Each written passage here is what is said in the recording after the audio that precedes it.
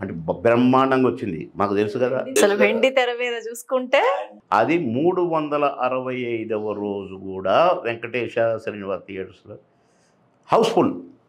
365వ రోజు second show Housefull ఏంటండి అసలు? అవును.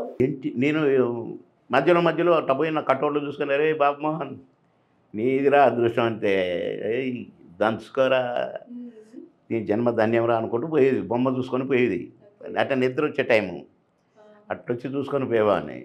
ఆ రోజు హౌస్‌ఫుల్ అని బోర్డు చూసి పోయి మేనేజర్‌ని తిట్టిన. "హౌస్‌ఫుల్ ఏంటయ్యా" అంటే, "రండి సార్, రండి సార్.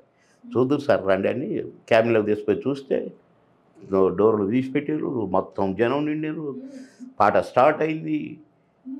అసలు కాగితాలేస్తున్నారు, డబ్బులేస్తున్నారు, పువ్వులేస్తున్నారు. పాట అయిపోయింది.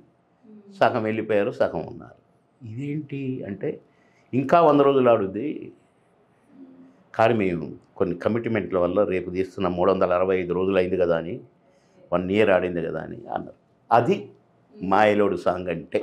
మాయలోడు సాంగ్ అంటే బాబు మోహన్ ఏంటి, కామెడీ చేసుకుంటాడు ఏంటి, ఆ సినిమాలో కూడా కామెడీని ఆ డాడీ డాడీ డాడీ అనుకొని తిరుగుతాను. అవును.